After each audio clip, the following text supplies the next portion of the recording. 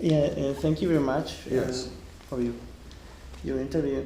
This interview is to ask you if you think that contemporary art has lost interest in the concept of utopia. Well, I am not an expert to judge on this matter. I do know, however, that art can be an instrument of a variety of ideas, of very different ideas.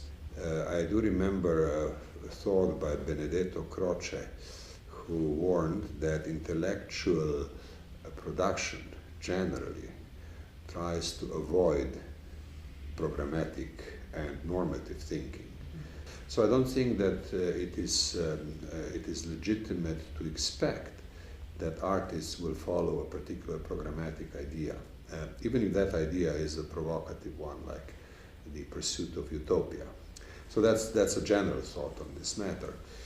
More specifically, I think that great art has to do with great problems. So my take on this matter in general would be that art is helpful to politics and to Europe if it is critical.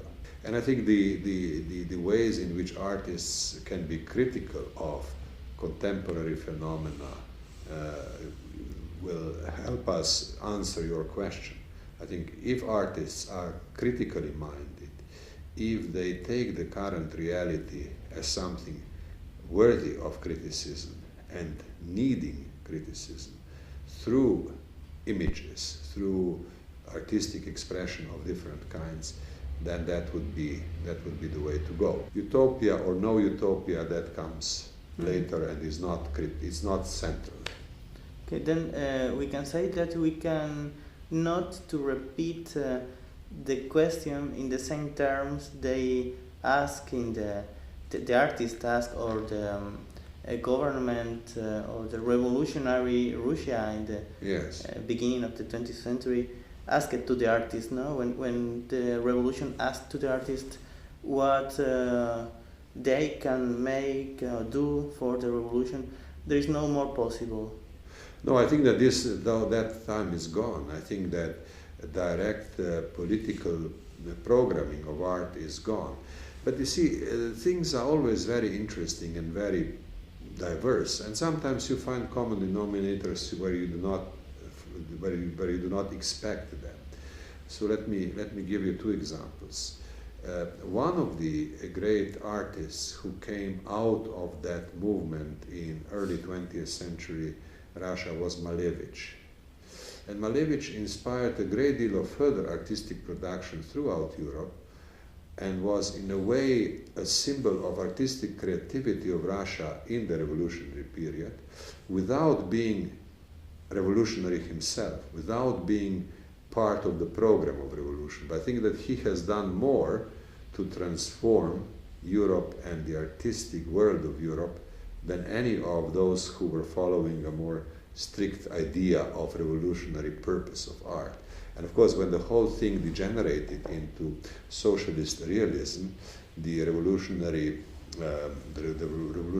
purpose was gone. I mean, of course, when you have socialist realism, you don't have any revolution anymore, and therefore the programmatic function of that art disappeared. So that's one paradox. Malevich, as an artist who revolutionized the artistic expression in Europe at the time when the revolution was asking a programmatic question, which he did not follow. So that's an interesting paradox. On the other hand, there were certain common aesthetic trends in the art of the first half of the 20th century, which had to do with the industrial world of the time.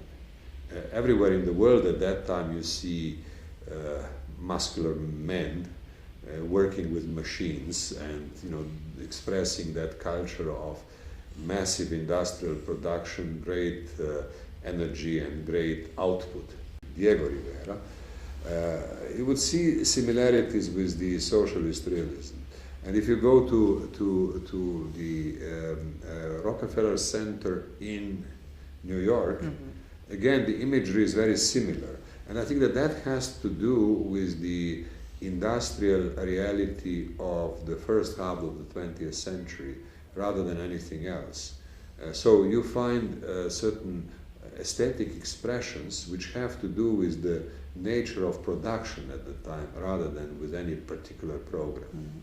Now, how things are today, it's hard to say. I know too little to be able to find any common denominator in today's situation. That can always be done with great ease in retrospect, but not at the time when things are happening. Art has a way of presenting ironic portrayal of reality.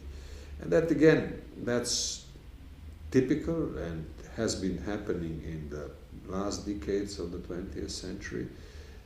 But it's not entirely new, because Marcel Duchamp started with that ironic presentation of the world. So, you know, things are new, but not entirely new.